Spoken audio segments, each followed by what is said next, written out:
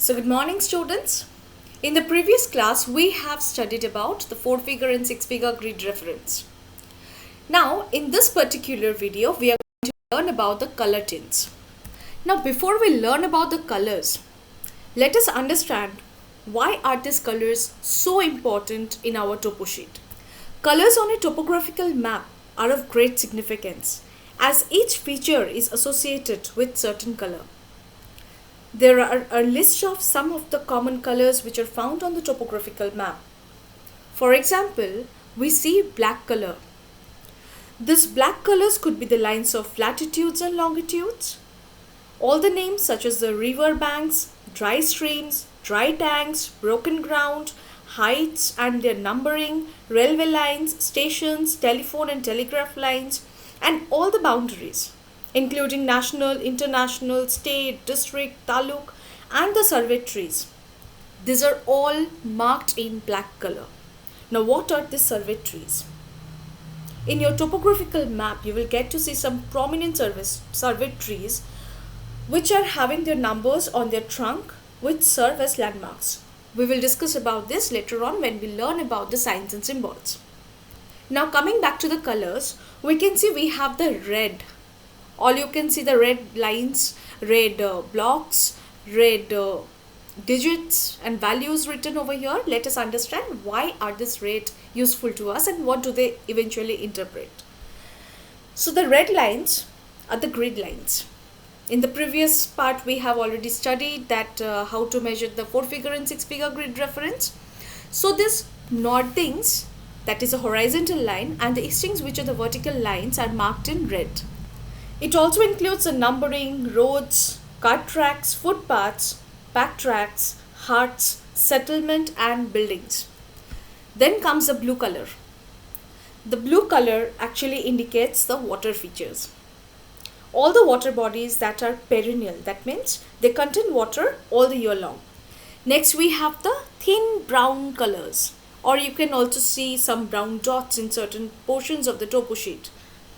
This brown color indicates the contour lines. The numbering, form lines, sand features such as the sand dunes and sand hills. The green color over here indicates the wooded and the forested areas, scrub and scattered trees.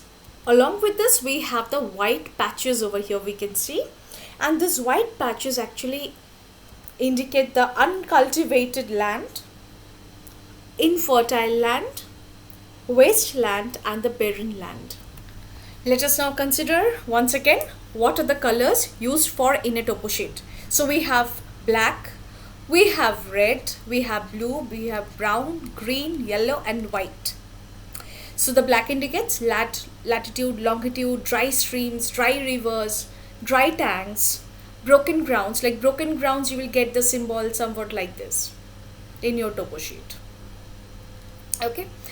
Now the red lines indicate the grid lines. You will see the northings and eastings are marked. Then the settlements, whether it is linear or means the box-like structure, you will get to see in your topo sheet. These are the settlements, and this can be of various types like clustered, linear, isolated and dispersed and so on. Then we will have the roadways, whether it is a metalled road, whether it is a footpath and so on. So all these things we are actually going to study when we learn about the conventional signs and symbols. As of now we are just focusing on the colors which are used in our topo sheet.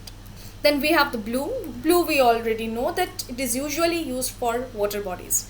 Now these water bodies can be in the form of lakes, rivers, canals, perennial wells, perennial tank and etc. Perennial means definitely it has to have water throughout the year.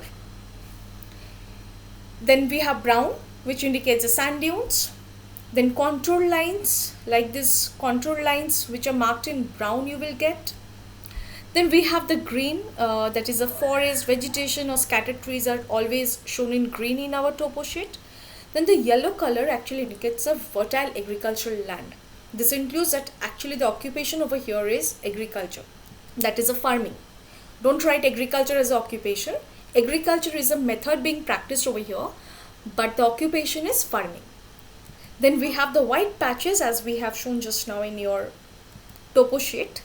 that this white patches indicates a barren and unproductive land. That means this land have already become infertile and none of the vegetation or no kind of vegetation is going to take place in this particular land. So students, we have already completed our second topic, that is the colors used in the topo sheet. Now what do these colors interpret in our topographical map? So I hope these points are clear to you. Have a great learning.